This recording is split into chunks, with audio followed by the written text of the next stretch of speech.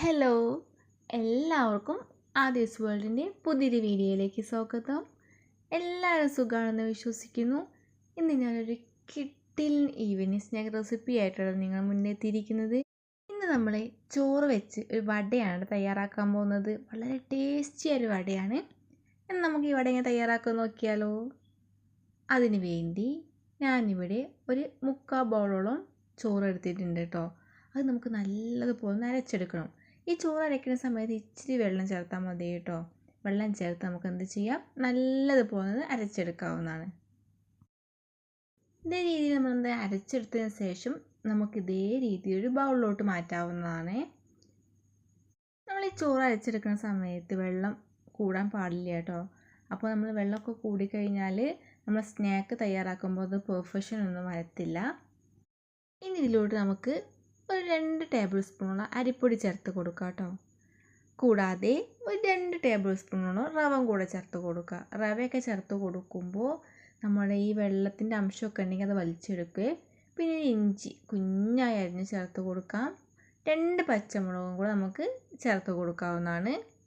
ഇനി ഒരു ഉള്ളി കുഞ്ഞായി ഇതേ രീതിയിൽ നിന്ന് കട്ട് ചെയ്ത് ചേർത്ത് കൊടുക്കാം. ഇനി ഇതിലോട്ട് നമ്മൾ ഇച്ചിരി മല്ലിയിലയും കൂടി ചേർത്ത് കൊടുക്കുന്നുണ്ട് കേട്ടോ. മല്ലിയിലൊക്കെ ചേർത്ത് കൊടുക്കുമ്പോൾ നമ്മൾ വടയ്ക്ക് പ്രത്യേക ടേസ്റ്റൊക്കെ ആയിരിക്കും. ഇനി നമുക്ക് ആവശ്യത്തിന് ഉപ്പും കൂടെ ചേർത്ത് കൊടുത്ത് നല്ലതുപോലെ ഒന്ന് കുഴച്ചെടുക്കാവുന്നതാണ്. ഇതേ രീതി നല്ലതുപോലെ കുഴച്ചെടുത്തതിന് ശേഷം നമുക്ക് റെസ്റ്റ് ചെയ്യാൻ വേണ്ടി വയ്ക്കാം. ഒരു 10-15 മിനിറ്റ് റെസ്റ്റ് ചെയ്യാൻ വേണ്ടി വയ്ക്കാം. അപ്പോഴേക്കും നമ്മൾ ഈ ചോറിലുള്ള വെള്ളമെല്ലാം റവയൊക്കെ ഒന്ന് നല്ലതുപോലെ ഒന്ന് വലിച്ചെടുക്കും. അതിനുശേഷം എന്ത് ചെയ്യാം, നമുക്കിത് വടയുടെ ആകൃതിയിൽ ഷേപ്പ് ചെയ്തെടുക്കാവുന്നതാണ്. അതിന് വേണ്ടി ആദ്യം കയ്യിൽ നല്ലതുപോലെ ഒന്ന് എണ്ണ തടവി കൊടുക്കുക. അതിനുശേഷം കുഞ്ഞു കുഞ്ഞു ബോളാക്കിയിട്ട് ഇതേ രീതിയിൽ നമ്മൾ എന്ത് ചെയ്യണം, റൗണ്ട് ചെയ്തെടുക്കുക. എന്നിട്ട് വടയുടെ ഷേപ്പാക്കി എടുക്കുക. നമുക്ക് ബാക്കിയുള്ള മാവ് വെച്ചും ഇതേ രീതിയിൽ വടയൊക്കെ തയ്യാറാക്കി മാറ്റി വയ്ക്കാവുന്നതാണ്. അതിനുശേഷം നമുക്ക് നല്ലതുപോലെ ഒന്ന് വറുത്ത് കോരിയെടുക്കാവുന്നതാണ്.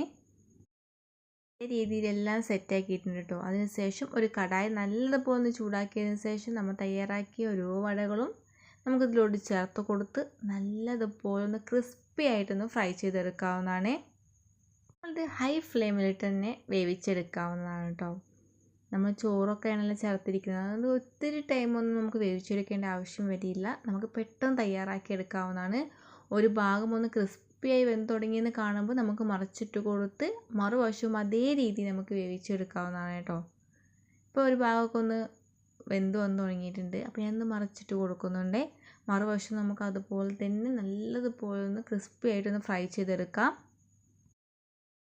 അപ്പം നമ്മുടെ ചോറ് വെച്ചുള്ള വട ഇവിടെ റെഡി ആയിരിക്കുകയാണ് കേട്ടോ. വളരെ ടേസ്റ്റിയും ക്രിസ്പി ആയിട്ടുള്ള വടയാണ്. ഞാൻ ഇതെല്ലാം ഒന്ന് വറുത്ത് കോരി മാറ്റി വയ്ക്കുന്നുണ്ട്.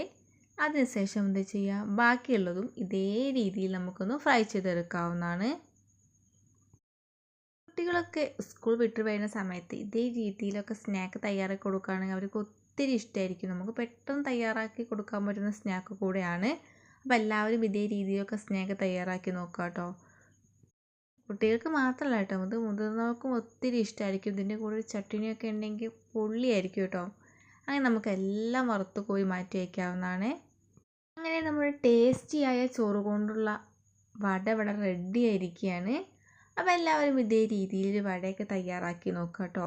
തയ്യാറാക്കി നോക്കിയാൽ മാത്രം പോയാൽ ഫീഡ്ബാക്ക് കമൻറ്റ് കൂടെ അറിയിക്കൂ. വീഡിയോ നിങ്ങൾക്ക് ഇഷ്ടമായെങ്കിൽ ഫ്രണ്ട്സിനും റിലേറ്റീവ്സിനും ഷെയർ ചെയ്ത് സപ്പോർട്ട് ചെയ്യൂ. ഒരിക്കൽ കൂടി വീഡിയോ ലൈക്ക് ചെയ്യാനും സബ്സ്ക്രൈബ് ചെയ്യാനും ഷെയർ ചെയ്യാനും മറക്കല്ലേ. ഇനിയും ഇതുപോലെയുള്ള കുട്ടി റെസിപ്പിയുമായി വീണ്ടും കാണാം. Thank you for watching my video.